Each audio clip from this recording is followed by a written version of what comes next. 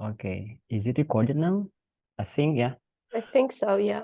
Okay. Thank you so much for spend some of your time for coming to Composing Corner podcast. Mm-hmm. And yeah, first of all, congratulations that you just recently graduated from PhD from ASU. Thank you. Congratulations. And Thanks. yeah, and thank you also for coming to this podcast, Mm-hmm. basically about composing related, writing related stuff we're gonna be Mm-hmm. discussing about. And first of all, I mean, I know you, but maybe other people who will later watch the podcast or listen to the podcast don't know you. Can you like introduce yourself a little bit? Mm-hmm. Sure. My name is Xiao Tan, and I also go by Katy in the English department. And like Dewey said, I just graduated from the Writing Rhetorics and Literacies program the past month. Um, and I got a job as a lecturer in Duke University, so I'll be starting my new job very soon. And at ASU, I've taught all kinds of first year writing programs. First year writing courses for mainstream students as well as multilingual students, as online course, synchronous, asynchronous, and in-person course. So I've taught a number of first year composition courses. Thank you so much. And in the previous episode, I already talked with some of other friends who Mm-hmm. also have taught composition courses or still currently teach composition courses, but uh, it happened to be that they only teach 101 and 102. And Mm-hmm. so I want to get like more insight from how your experience teaching 101, 102, but also 107 and 108, which is like Mm-hmm. multilingual composition courses classroom, right? So Right, right. so wait, so yeah, I prepared this little slide just to like helping with the uh illustration. So as Katie said, she has been teaching 101, 102, 107, 108. And as we also have discussed previously, it's a writing course for the student, for first year students Mm-hmm. especially. But I think every instructors have their own unique perspective of teaching this course. Mm-hmm. I want to ask you like, what is actually the purpose of these courses and why this course actually created and exists in the first place? What do you think about that? Well, I think the main goal of first year composition course is to prepare students for um the different kinds of writing tasks that they will do in their uh during their college life. So, because a lot of like no matter what their majors are, they're more than likely to be assigned to write essays, report, all kinds of writing assignments.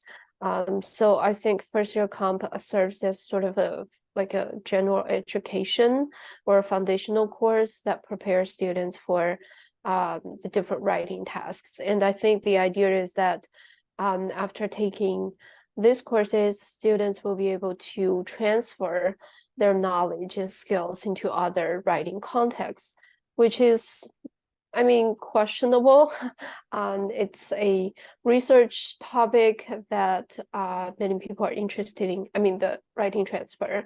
Um, and yeah, that's my take on the first year comp courses. Okay, thank you. So the hopes is actually like the expectation, like what the students learn from this course can actually be transferred when they will Mm-hmm. do their like future writing projects, right? Right, So right. like even though like they have many different majors, but they still need to take the course. So Mm-hmm. another question, I'm interested like why they actually separate the mainstream students and the multilingual students. So that Mm. why there's 107 and 108 and 101 and 102? Why not only like one same classroom where every students in the same place? Why do you think so? I think, well, theoretically, those two groups of students have different needs. And as a scholar of second language writing, I would argue that the multilingual students need some sort of they have different needs, and their needs need to be met by teachers who are trained to teach L2 writing or multilingual writing. So I think that's that's how you see it from the theoretical perspective. And I think practically, ASU is such a huge institution, and there's a very big international student population, which makes it possible for separating those groups and having like two kinds of courses provided on a regular basis, because I know that in some smaller institutions, there might be like very few international students, which makes the separation impossible. So yeah, so I think those are the reasons that I could think of for having the two kinds of first year comp courses. Okay, so actually the implementation and the policy from different institution is actually different. Okay. Yeah, of course. And can I ask you, like, other than you, who else teach 107 and 108? Because I've heard not everyone can actually teach 107, 108 because they need to, like, as you said, going through some training on how to teach second language writers, right? So who else, like, Right. ASU other than you? Well, there are a lot of people, Malika, Hay, Eva, Chris, Carson, Marlene, and I think Reese, Brenna. So a lot of them are teaching 108, Antonia, of course. They're teaching the English 107 and 8. Okay. Now we're gonna be focusing on 107 and 108. Like, do what is the how to say it, like the characteristics or the requirement to teach 107 and 108 other than the instructors need to going through other training, but what is other criteria for someone to be able to teach 107 and 108 as based on your experience?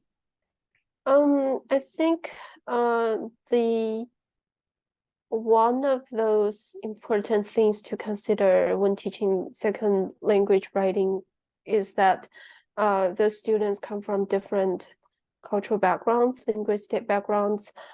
So their understanding of a particular topic or a particular issue or their habit of doing things are different.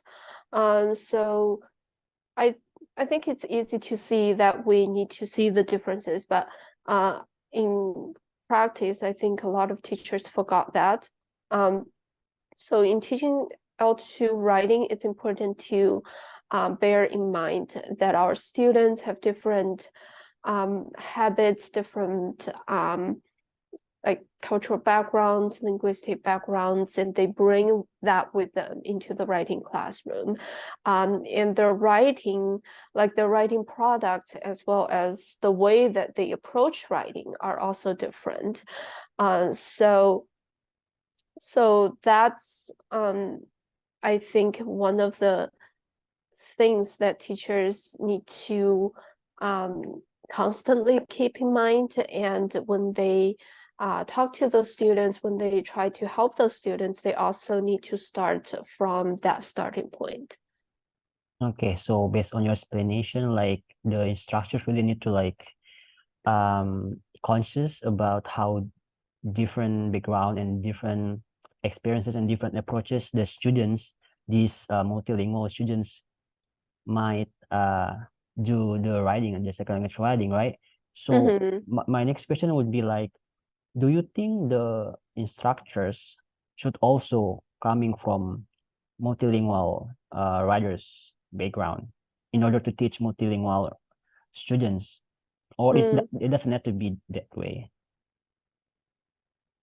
I don't think they should, but if they are multilingual speakers, I think that's a plus, because I think that experience would give them more insights, and sometimes they can empathize with students who are struggling to write in another language. So I will say that's a plus, but I don't think that if you're just a monolingual English speaker, you absolutely cannot teach. So I don't think that's true. And as a matter of fact, I think many people who only speak English are also interested in helping in teaching L2 students. Okay, so what I'm wondering next is how different, because you have both experience, right? Teaching mainstream students and teaching multilingual students, how different you teach them, like the way you give the instructions or the way you approach the students. With my international students, I will probably do a little bit more explanation. Like, I try not to assume that they understand how the American classroom works, like they understand how to submit assignments and so on. So I try to be as transparent and as clear as possible with those students. And I also try to avoid readings or discussions that require a lot of cultural background. And if that's yeah, so I would also try to draw on different cultures in my 107 and 108, so that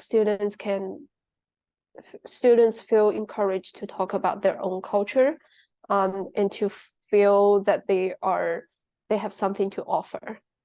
So that's I think a lot of the things remain the same in the two courses. But yeah, maybe some readings a little bit different. And with multilingual students, I will spend some time explaining grammar and stuff. Yeah.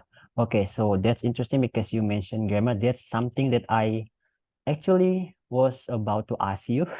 I was planning to ask you, like, because you teach multilingual students, because I'm coming from having background teaching ESL classrooms, so I have no experience teaching only writing classroom, because there is something like that special class for writing in my country. So only like English class. So in English class we have like we need to cover all the skills in English, including writing, in which most of the case I would say, like, based on my experience, I cannot really cover a lot of writing parts. So yeah, so the way you engage with the multilingual students, is it like you put a little bit more grammar issues, or if I find, for example, if several of the students make the same mistake, or struggle with the same grammar point, then I will probably spend a class session discussing that and having them do a little bit exercise on that. So yeah, I mean, I think it really depends on the issues that I have noticed in my students. So that part is flexible. I'll change that part according to the drafts that I see. yeah, but you're not like really put too much attention to that, right? But like you care about that, but like not too much, right? Well, I will address the issues, but I mean, we have limited time, class time, so it's not possible to cover everything. So I'll just address the issues that I have identified among several students. so issues that are not just, individual. Yeah. Or like you have like more than one student having shared issues so that you address Mm-hmm. them Right. one time. Okay. Okay. Now I would like to ask you because as I said before, from my country, Indonesia, we don't have writing course, we don't have writing class. It's only English class, like ESL, EFL class. What is about your home country? What do you think? Is it also the same? Um, I don't remember that much. I think when I was a undergrad, we have like general English courses. I don't remember if we have writing courses or not. Mhm. But I know that many universities in China now are starting to have specifically English writing courses. But I cannot say like how many of them do, because I don't follow up on the, yeah. Okay. So as you said, it's beginning to Mm-hmm. have writing, but it's not like that since a long time ago, right? So it's Mm-hmm. probably like okay. So what do you think about EAP? Because I think because first year composition is really US based, it's only exists Mm-hmm. in US, right? So Right. in other country like or mostly like non-American countries like or even in Asia, we only have like uh EAP, English for academic purposes, right? Let's Mm-hmm. like the closest thing to writing courses, even though it's not writing courses per se, right? Mm-hmm. So what do you think about we have English for academic purposes comparing to uh physical composition? Mm-hmm. Are they really different? Are they having slightly similarities in some way? Yeah, I think they're similar because they are all like oriented toward the uh academic context. I think that's similar. But the I think the theories like supporting EAP and first year comp are a little bit different as far as I know. And the EAP um, courses, like I'm not an expert in that, but I from what I know, um, I think the EAP courses help students with like their communication skills, like doing presentations. Some of them involve the speaking part as well, and writing, of course. But composition focuses more on writing. But I think that's also changed. That's also changing with all the multimodal tasks. But I mean, yeah, it, some US universities also provide EAP programs, um, not as a part of the general education, but more like a support to um, international multilingual students and scholars. So, uh, yeah, that's my take on the differences of the two. Okay, because thank you. Because I was thinking like I just get to know first year composition when I got here Mm-hmm. last year, 2022, January. So like I'm surprised because this course is really good, something that we don't have back in home. And now Mm-hmm. I was thinking like, is there any country that have tried to somehow adopting this first year composition course into their country or not? Because from what I know, at least other countries only have English for academic purposes, and that's really Mm-hmm. like it is not for first year freshmen, first year students, right? So Yeah, well, I think the first year composition course has a like a history yeah. rooted in well, I don't know.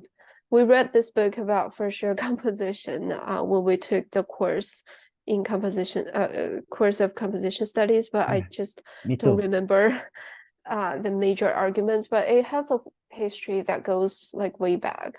Yeah. And I don't think that applies to the other context.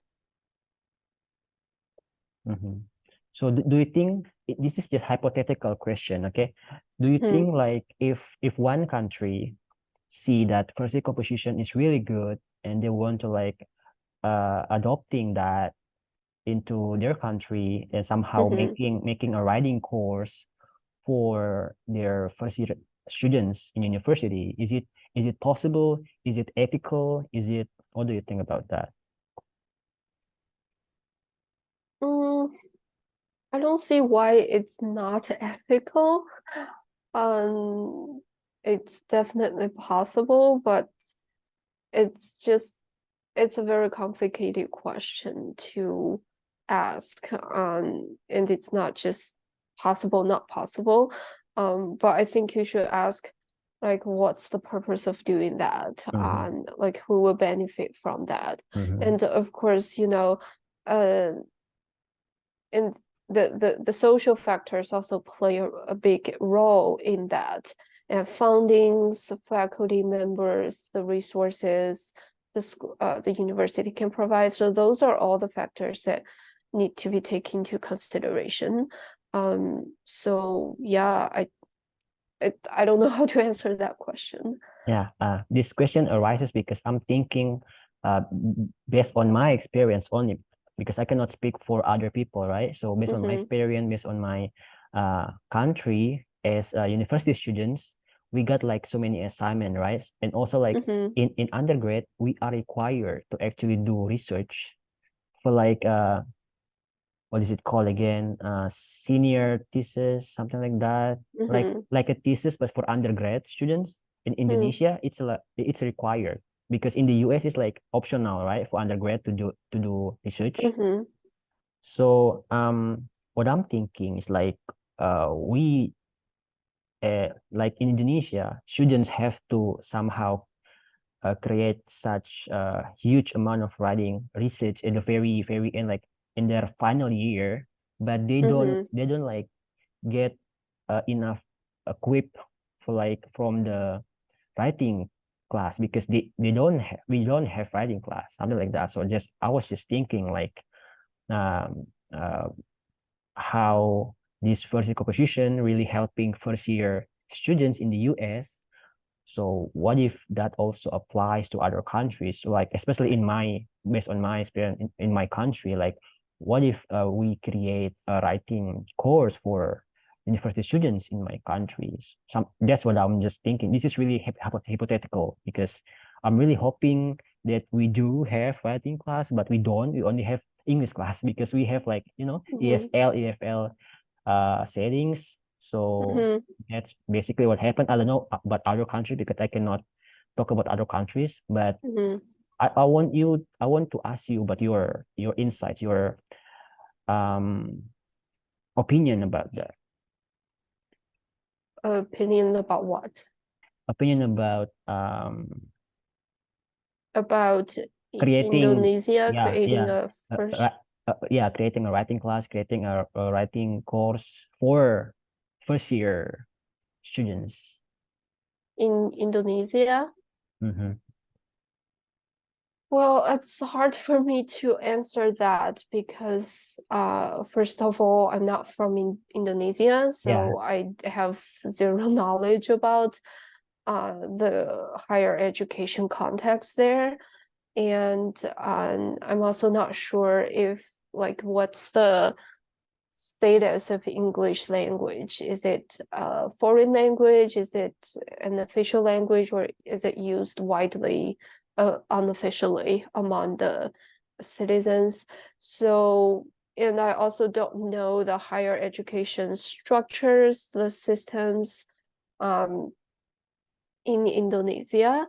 But I think, well, I mean, I do like if we live in an ideal world, of course, it never hurts to learn more knowledge and learn a new skill. So that's a good concept, I would say. And if you can gather enough funding and resources, yeah, that would be definitely beneficial for the Indonesian college students. Yeah. So it's also interesting that you mentioned like you're asking about what is English in Indonesia. So in Indonesia, English is seen as a foreign language. Mm-hmm. Yeah. Okay. Thank you so much. This is just hypothetical. This is just like thinking about the possibilities, what we can Uh-huh. learn, we can take from phrasal composition. And actually, are you already kind of guessing what's next? Because I make this uh, Mm-hmm. um PPT Mm. without asking you, but actually the next is multimodal composition. You already mentioned that before, like Mm-hmm. how phrasal composition somehow slightly, slowly shifting to not only writing, so it's multimodal, and Mm-hmm. it's also really amazing that I witnessed you defend your dissertation, which is about multimodal composition. Mm-hmm. And can you like talk a little bit like for those who may be not really familiar with multimodal composition, like what is multimodal composition? Mm. Sure.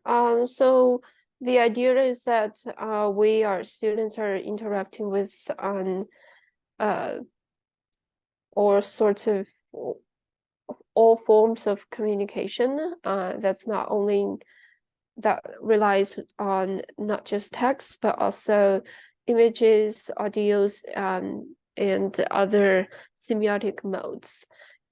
So when students when they enter their like workplace, for example, or even when they continue to work in academia, they will get in contact with all sorts of texts that are not just text-based.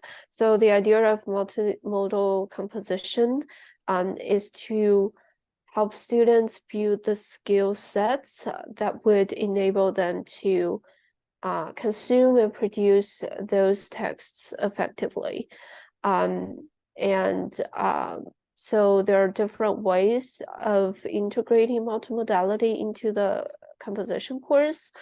And but yeah, some of the teachers include multimodal composition because they want to support students' language learning.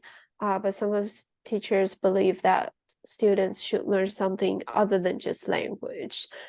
They should be able to read images, they should be able to use images, and so on. Yeah, there are different arguments around multimodal composition, different approaches, different pedagogical practices. Okay, if I may ask, which type of students will benefit more from multimodal composition? Is it mainstream students or multilingual students? Because I've read somewhere some articles arguing like multimodal is really good for multilingual students.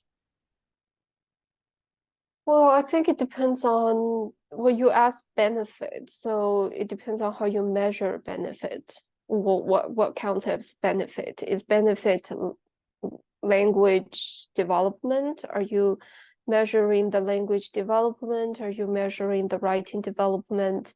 So it really depends on what you're measuring. Um, and I just I think this question is hard to answer because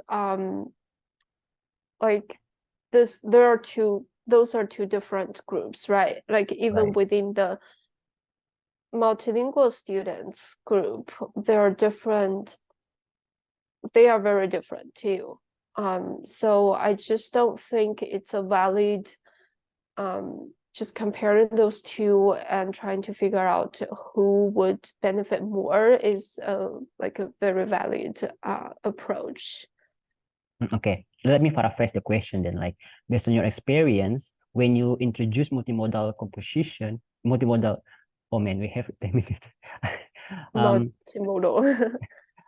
when you introduce multimodal composition in your first composition class, which students feel more excited? Is it mainstream students or is it multilingual students? Um, mm, I don't think I've done like a lot of multimodal stuff with my for like mainstream students just because I haven't taught as much. Yeah. So and I mean, even if I do, I think the projects will be a little bit different. So they're not exactly the same. So I don't have any observations on that. Yeah. But some students, multilingual students, they are they're happy, they feel excited, and if they are familiar with, say, video editing, they will feel more empowered. And other students, as you can imagine, are not, excuse me, Bless other you. students are not very encouraged to do that because they just want to write, they just want to type on the documents. So Okay, yeah. so I was just want to confirm because what I've read from the studies and what you have experienced in the classroom. So that is why I was asking such question. And we will continue to the second part, but because we're running out of time for the Zoom, so we will stop now and then we will have another one. So this podcast will be in two parts. This is part one. See you in Okay. part two. Okay. Let me grab some water and then I'll come back. Sure. I'll send the Zoom link again. Okay.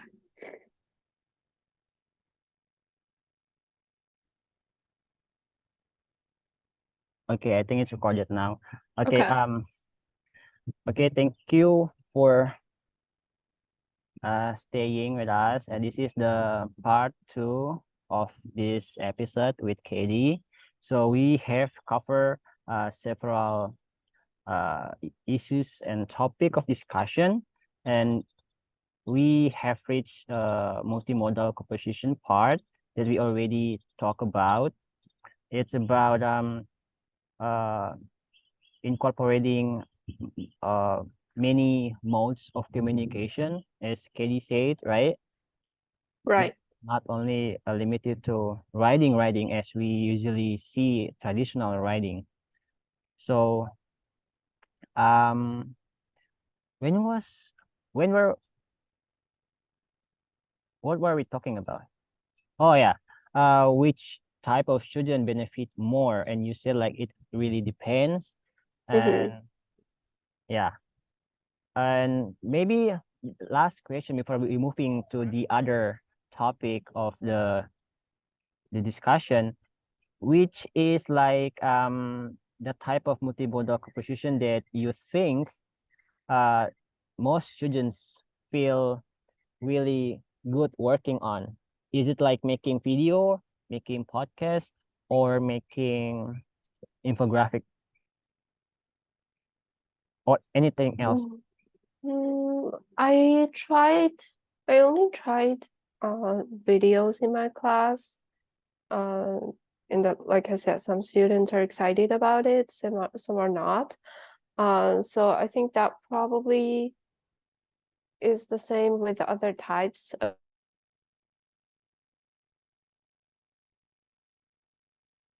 Hello?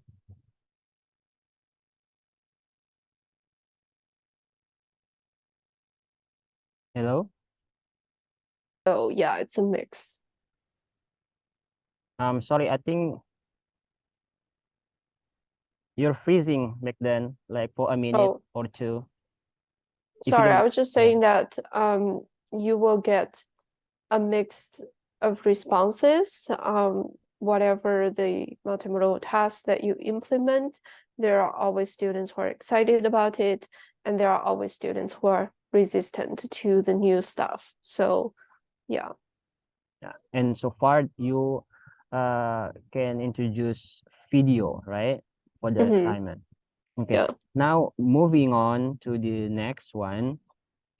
I also take a look at your profile at ASU website Uh-huh. a while back. And other than teaching a 101, 102, 107, and 108, I saw that you also teach literacy class, like in 300 level class literacy, right? Mm-hmm.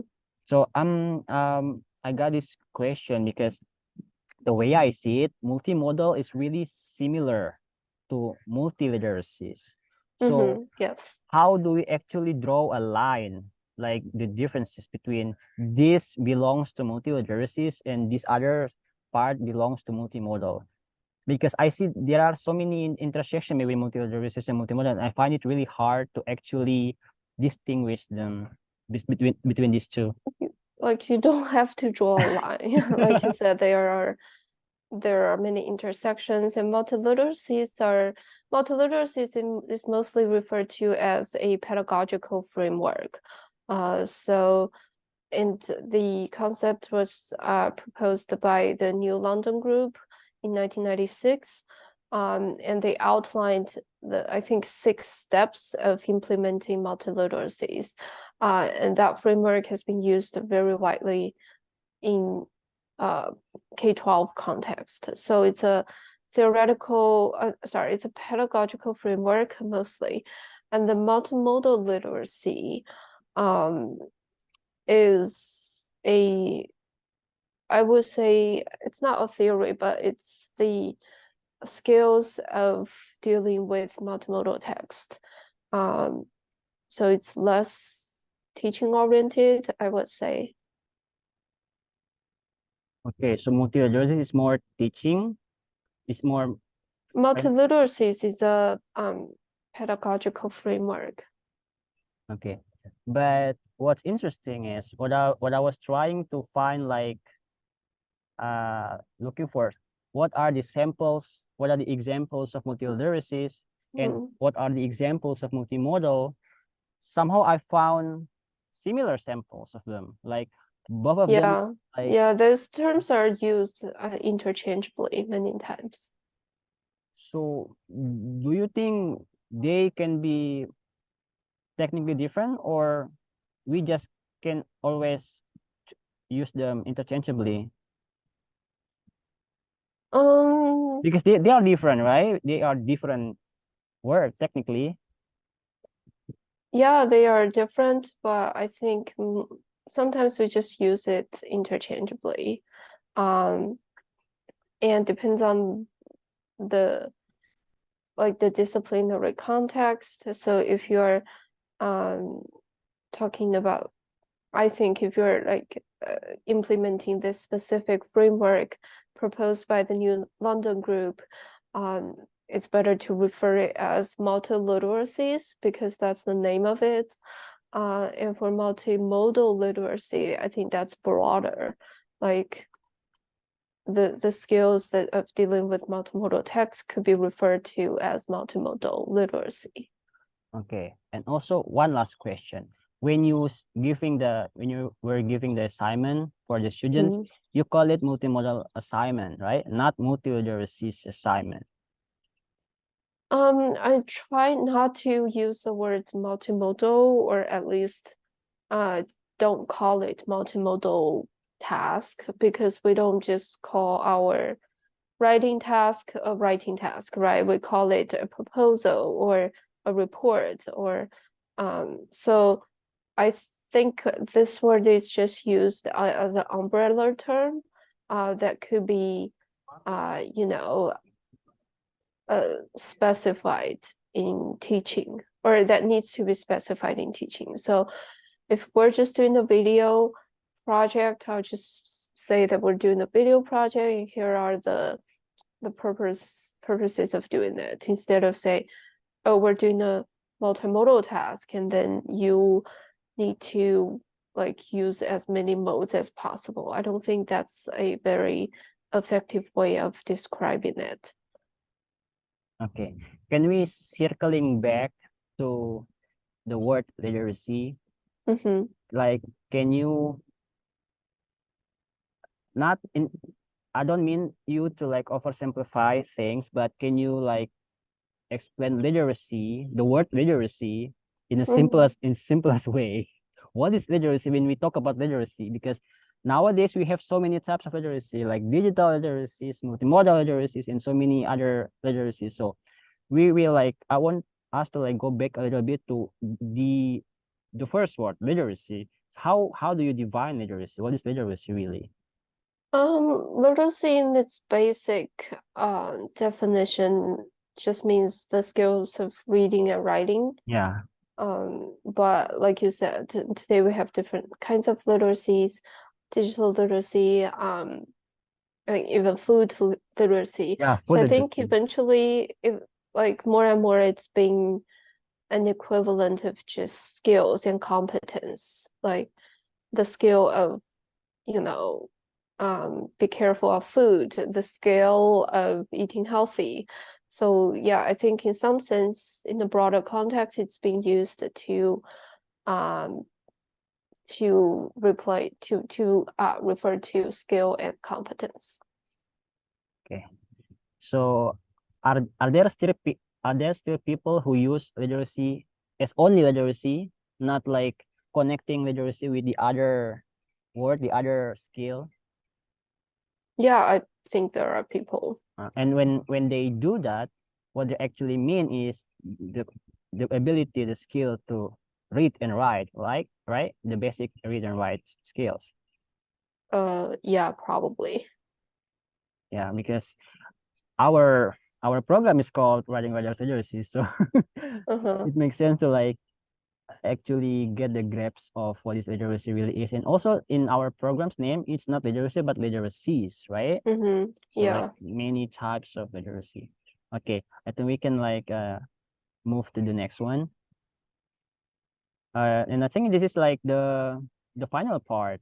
Like I would like you to probably share some of your knowledge and experiences for others, for teachers, maybe how teachers can actually teach writing in their classes, for students, like how they can actually approach writing to be more something more enjoyable. What is like your, let's say, tips and tricks for teachers and students? For teachers, maybe implement some low stake, smaller writing assignments that students can do in class, like fun activities. Um, Instead of just asking students to write a 6-page paper on their own, I think teachers should provide them with activities that engage them, just familiar that writes them with the process of writing. And for students, I think reading is important, but many students don't like to read, and especially reading the textbook. Um, yeah, I think for students, just find the joy in writing, or maybe if you don't like school writing, just um, re-engage in the reading and writing activities elsewhere, maybe online, or find something that interests you and something that you want to speak about. Yeah. Yeah.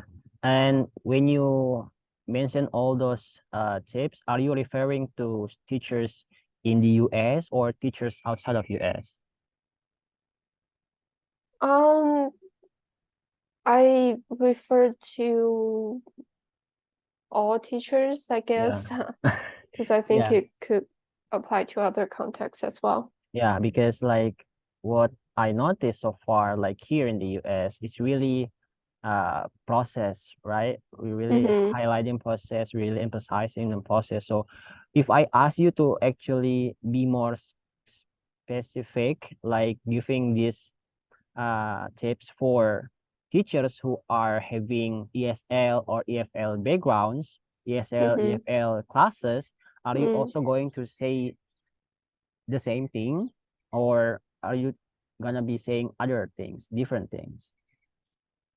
Again, I think in order to give suggestions, I have to know the context. I Yeah. can't Yeah.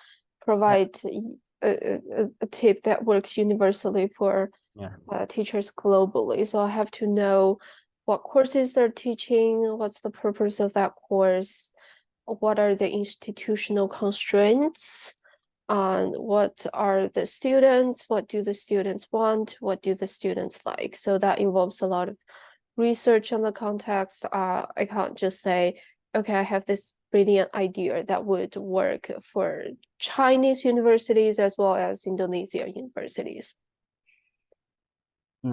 Okay. Now, let me paraphrase that one last time. So, like, let's say the class is one class, simple one class, ESL class. So the teachers responsible for teaching the students with Mm-hmm. where writing, not writing, where English is seen as an ESL or EFL. So like the the the teachers need to like address every skills of English, reading, writing, Mm-hmm. speaking, but having trouble to actually also cover writing. So how would you like to give some suggestion to this type of teachers? I mean, I have experience with that, especially like um based on my experience, I caught up so much talking about the grammar and the speaking part. Sometimes Mm-hmm. I don't have enough time to actually cover the writing part, even though I would love to. Mm-hmm. Yeah.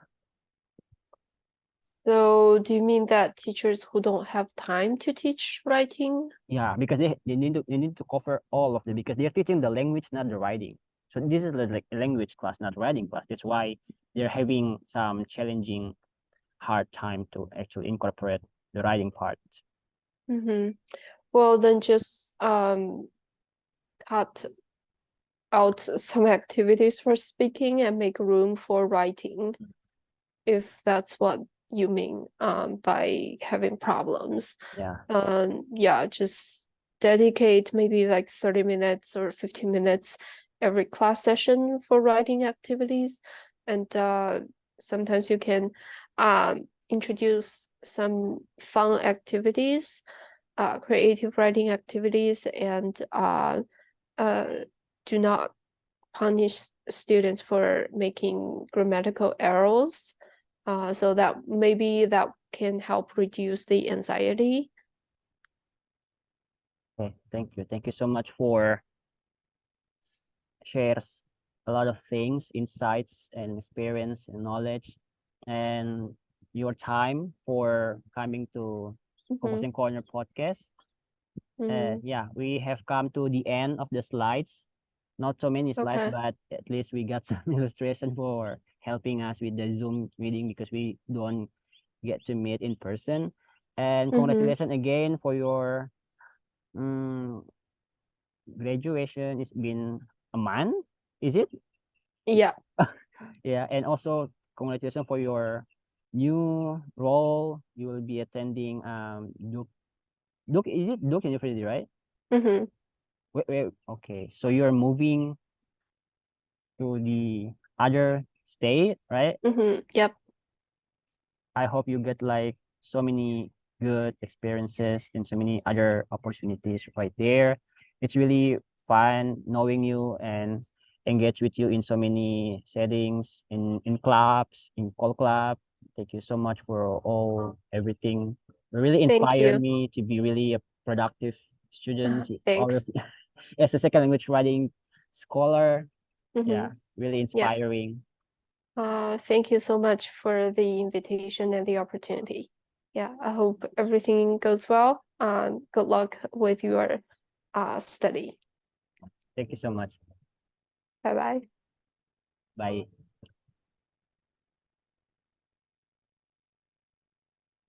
So that's all for this episode, and I will see you on the next episode. Hopefully, yeah, I will end the recording now.